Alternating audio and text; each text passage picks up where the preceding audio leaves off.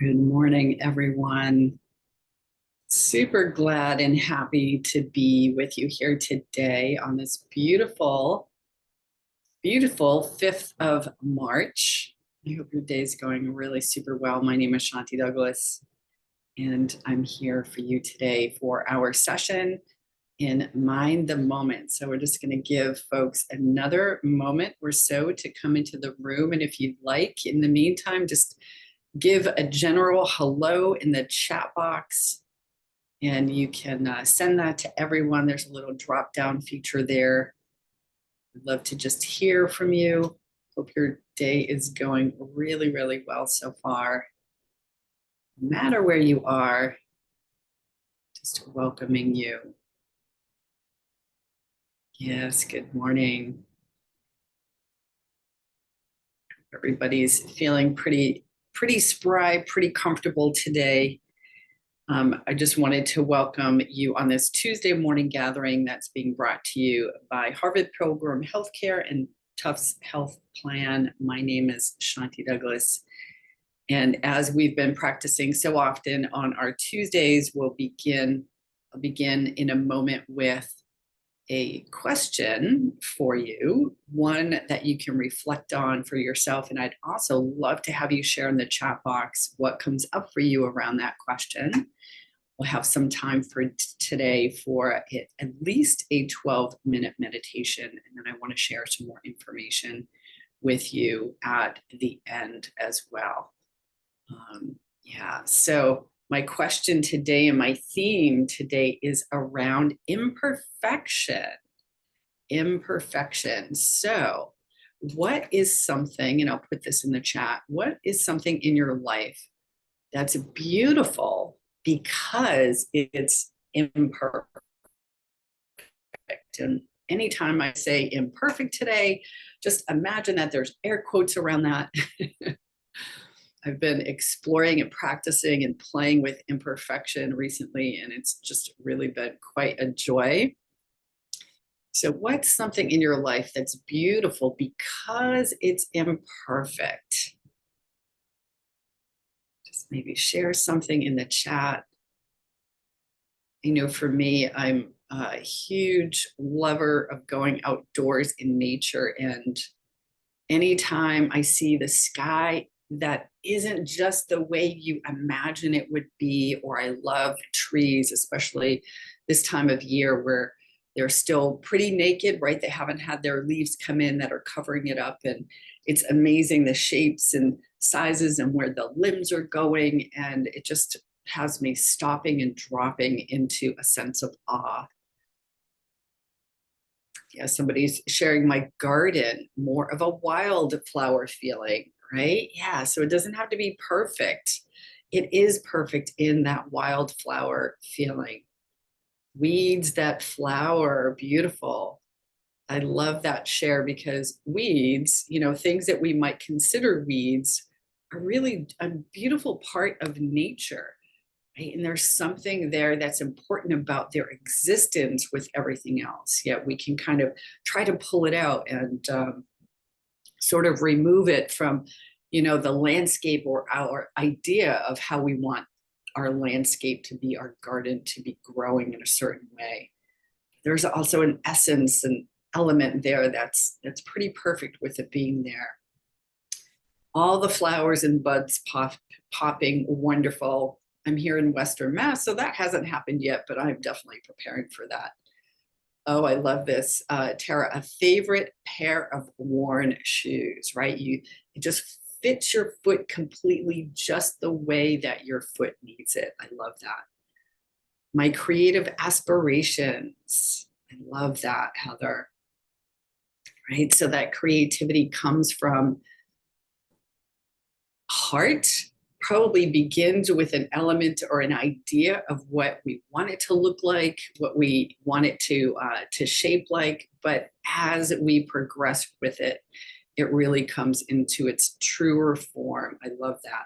That reminds me of I started oil painting this winter since I can't be out in the garden. And I did a big painting the other day of flowers and plants and things. And for whatever reason, I sort of did it backwards. I did the background and then left places for the flowers. I have no idea why I did it that way. I looked at it and it was like, oh my gosh, that is like not happening.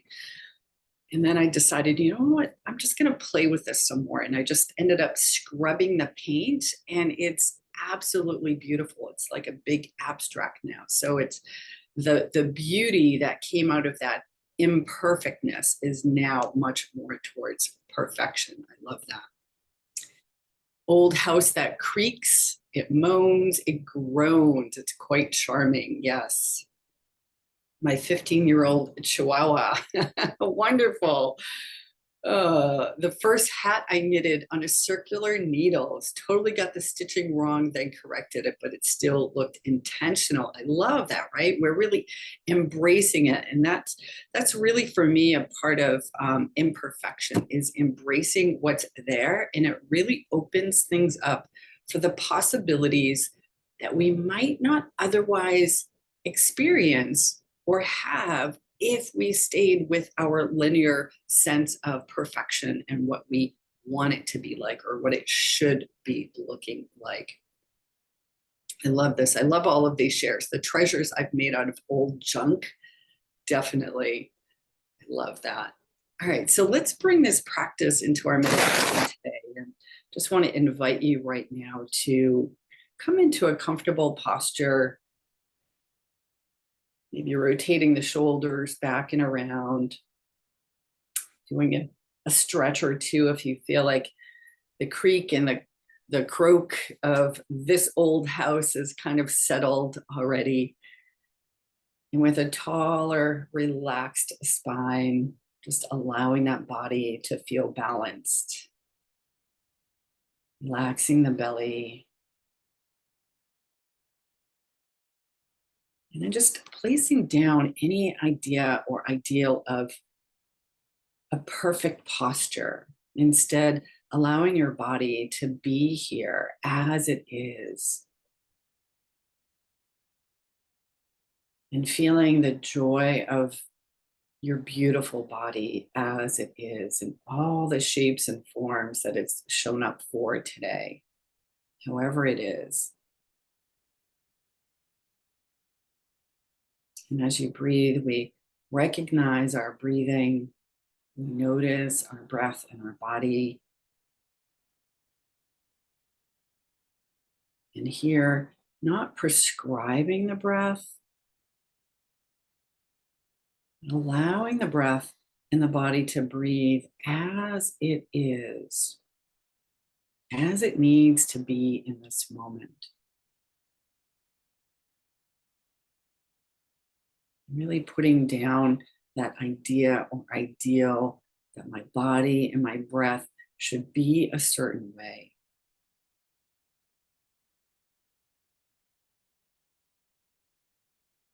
You know, our mindfulness and meditation practice is all about being here with things as they are.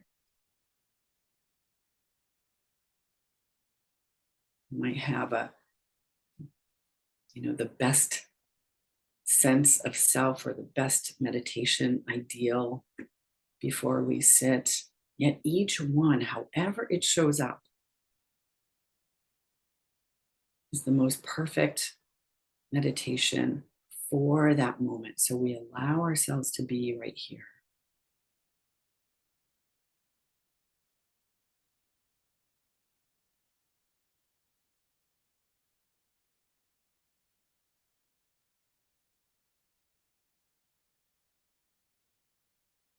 As we put down the need for things to be a certain way, there's a natural spaciousness that can arise and arrive into the body, into the breath, into this room and the space that we're encompassing.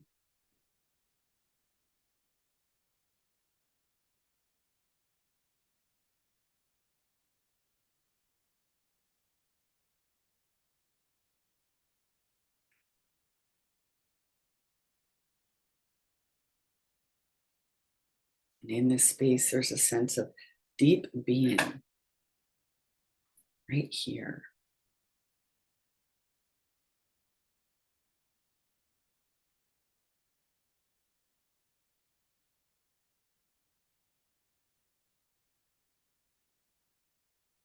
So to invite in an additional relationship with imperfection in our life, bring to awareness, to your mind's eye, or coming in from your heart center, a piece of your life, a person, an event, a situation that right now, maybe there's a little bit of striving, maybe even a lot of bit of striving for it to be more perfect. Perhaps something that you're putting a lot of energy and effort into planning, taking care of all the nuts and bolts.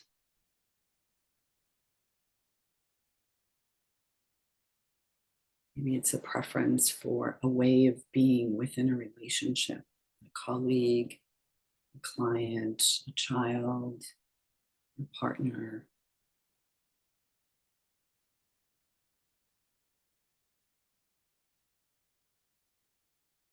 Even something that you're excited to be exploring, a new creative endeavor. You have an image that it wants to be, you want it to be a certain way.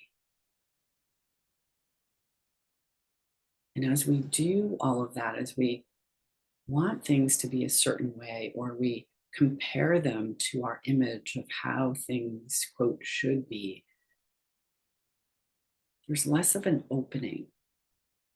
There's less of an opportunity that might otherwise exist. Beauty of something else that we can't see in that constricted view. So, in this meditation right now, imagine yourself in relationship with this thing that you wish it to be a certain way, and instead stepping back and allowing it to flow and happen, however it happens. What are the possibilities?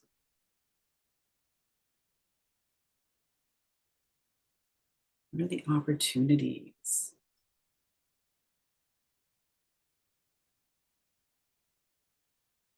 How can we rest and simply be with this person, place, thing, to be in a more organic relationship with?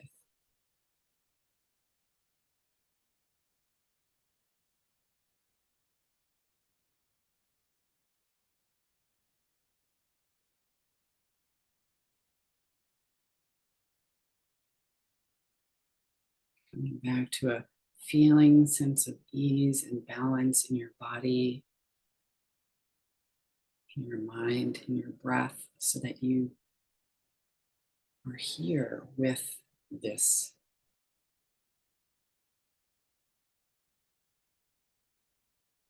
Offering generosity, spaciousness, curiosity.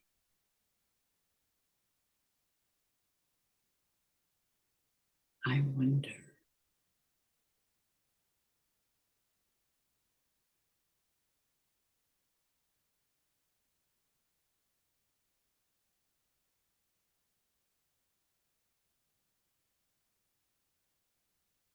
These are all the elements that your meditation practice can bring forth into the moments of our life. So we practice here together,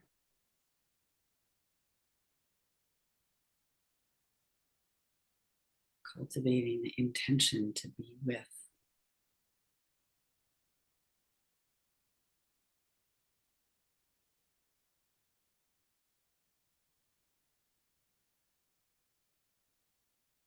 So I'll give us a few minutes of quiet, offering yourself more spaciousness to practice and play and imagine with this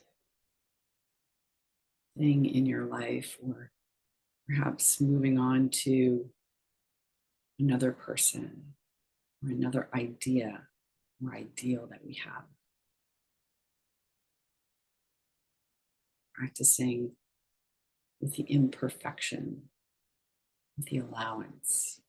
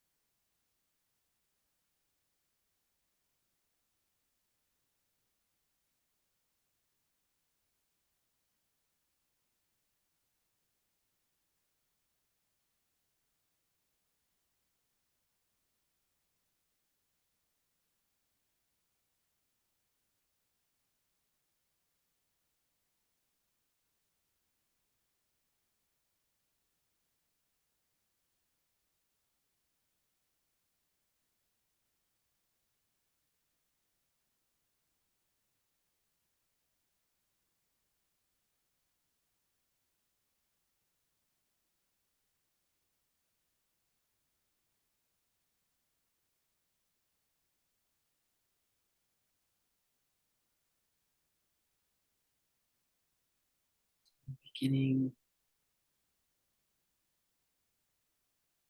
to notice that breath in that body again.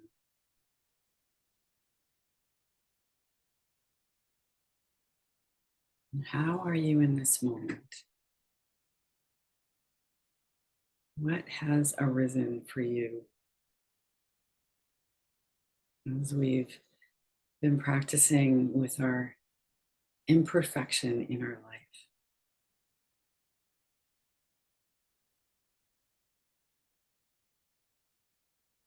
Taking a series, 1, 2, or 3 more deeper breaths.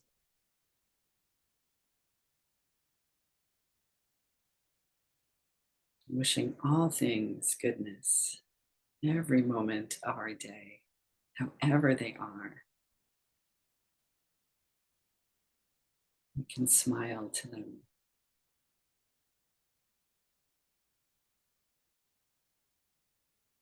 So if your eyes have been closed, you can open. And I'd love to hear any reflections in the chat about what maybe came up for you around that short practice.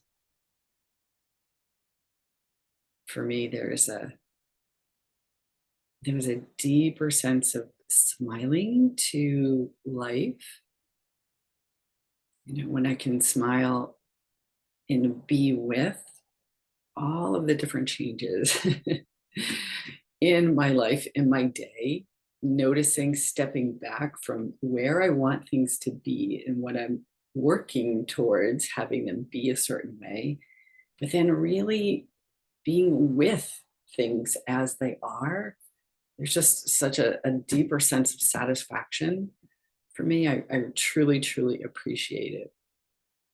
It has me being much more present to my world and my life, and I feel a deeper sense of gratitude, because that's really for me where I notice the gifts, the little gifts during the day, during those little shifts, and how did I attend to them? Right? Did I get upset that they weren't going a certain way, or was I able to kind of reconcile with, this is as it is, wonderful, I can be here with it. So anything you'd like to share in the chat?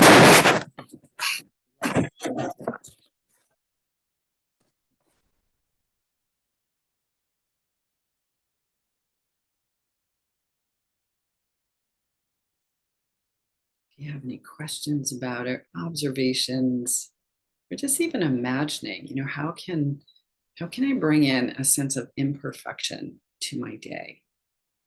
It's interesting where I think 99% of our world, we want it to be perfect, but yet I think that 99% is really the imperfect. So it helps us to embrace our life as it is. Somebody's sharing imperfection is beautiful. It makes everything more interesting and relatable. It really does. It definitely does. There's so many little nuances in there that we wouldn't otherwise notice, right? Because perfection is really a sense of constant comparison and saying, I want this, I don't want this, I like this, I don't like this. And just as we experience with our mindfulness and meditation practice, it's, well, this is as it is. And I can notice perhaps gravitating towards or leaning away from. Can I be in that middle path and be with things as they are?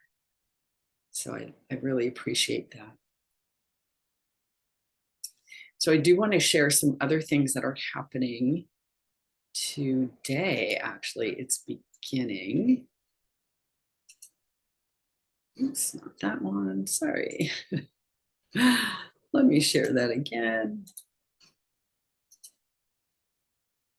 So Dr. Judd Brewer, he's spent over 2 decades researching the science of behavior change. And he's developing tools for helping individuals replace unhelpful habits with new habits that promote overall health, growth, self-empowerment, and well-being. So in his new book, The Hunger Habit, Judd shows individuals how they can transform their relationships with food, with eating. And Judd will describe these practical, relatable techniques in 2 presentations that are coming up, one of which is happening today at noon. Both of them are free. Today's session at noon is oriented to the needs of healthcare professionals, but truly anyone is able to attend that session as well. And then after that, and you can just go to point32health.org/the-hunger-habit to register for that. And then as well, after that, there'll be a free virtual workshop series by Kel Juilliard. So you can see the dates for that. And again, you can sign up for that as well. So I just wanted to put that out there, please. So point32.org.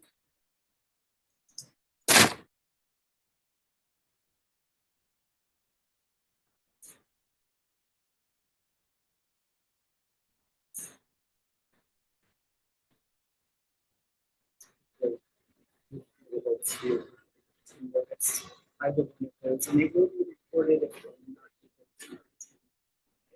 So you see, so it's really, really interesting work. I've already signed up for it, so I'm very interested. So just to kind of follow up on our session today, questions, comments, anything else that you'd like to add?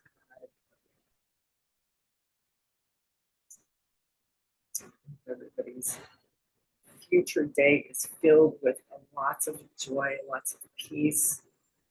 Appreciate everyone being here. Thank you so much.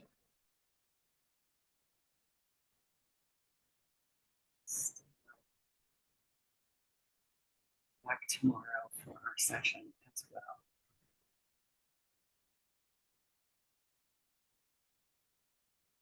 Welcome.